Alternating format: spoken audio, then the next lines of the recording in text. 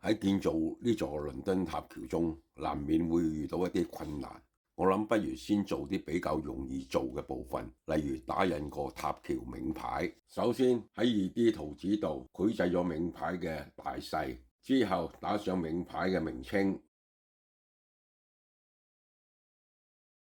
更換為適合嘅字體，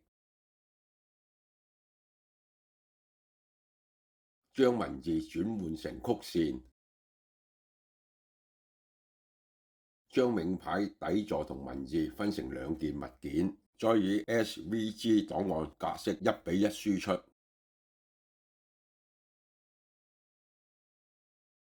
打開 Thinkercad 嘅程式，輸入剛才嗰個 SVG 檔案。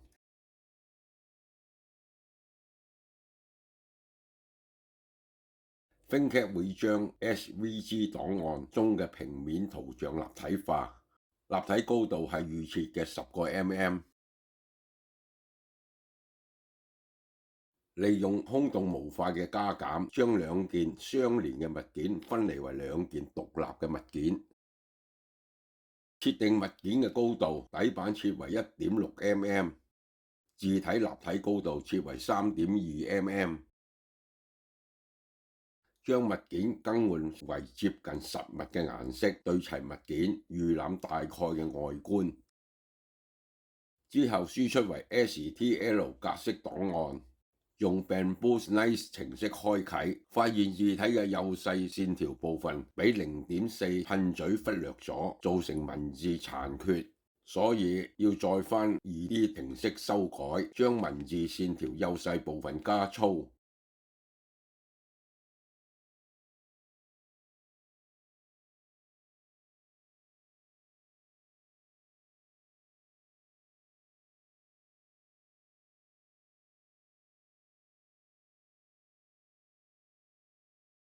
轉為 STL 檔案之後，再喺 Bamboo Nice 開啟打印預計效果後，認為咁樣 OK 啦。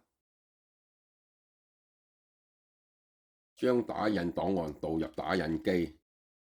當初我認為先了解咗基本 3D 操作之後，先考慮係唔係購買呢一台 AMG 4色工料系統。經過幾個月嘅打印經驗後，我認為對我嚟講並唔係十分需要。喺有限幾次需要之中，其實都可以用手動操作代替。我寧願買台乾燥機，以備打印 PETG 物料嗰陣時用得到。我已經準備好黑色同金色膠條，先打印黑色。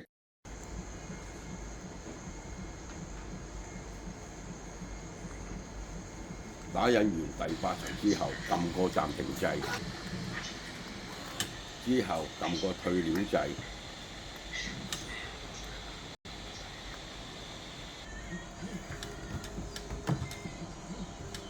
打印機會自動將膠條加熱到250度，同時自動切斷去。我用手將黑色膠條退出，顯示退料完成。我再將金色膠條經導管嗰度推入個打印頭，之後按個進料掣，完成咗進料程序，開始繼續打印。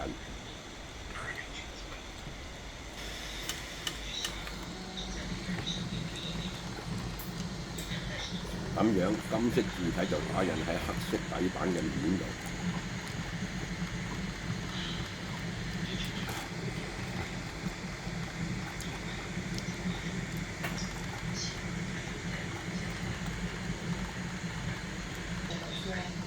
好，聽日就嚟得啦。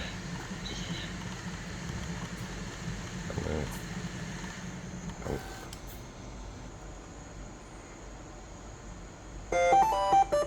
但係0.4 mm 噴嘴打印嘅字體睇嚟未夠理想。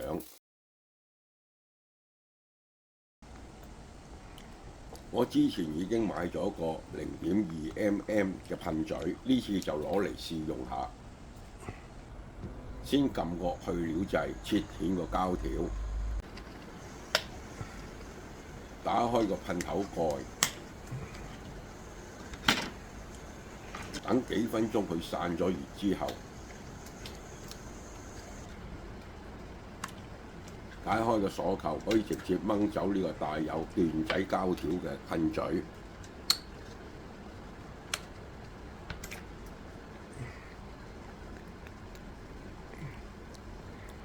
插入準備替換嘅噴嘴，因為噴嘴有舊嗰啲乳齒，所以好容易固定位置。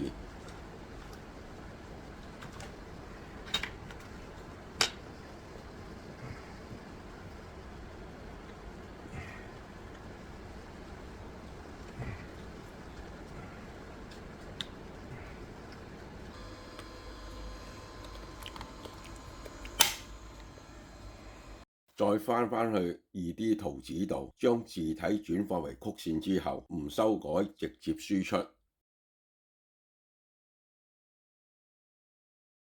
呢次喺 Bamboo Slice Page 嗰度，字體幼細嘅部分都非常清晰。噴嘴係0.2 mm， 層高預設係0.1 mm， 銘牌總高度係3.2 mm， 所以需要32層打印。畫面顯示47分48秒後，將會完成16層底板打印，開始打印字體部分。但開始打印第2層嗰陣，我發現用嚟做銘牌腳嘅細塊三角形離咗位，形成打印件破壞，所以取消咗打印。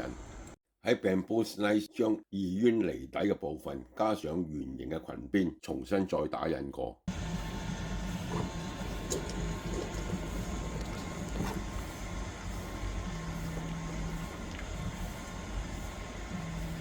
之後重複之前退料進料幾個簡單嘅手動操作之後，順利完成咗2式打印，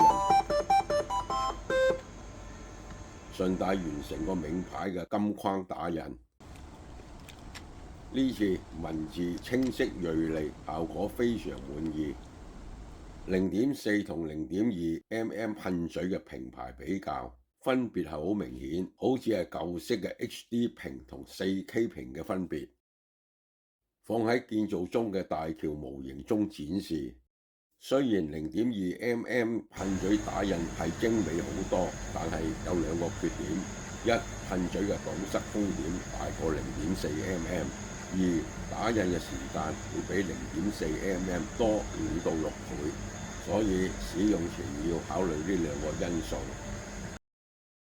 之前手冰川丸模型並冇提供到船舶嘅銘牌，今次就順帶幫佢做一個啦。影低個盒面船名嘅字樣，用圖像軟件截取咗字樣嘅線條之後，輸出 SVG 檔案，再輸入 FingerCAD 構建字體嘅立體模型，打印出嚟嘅效果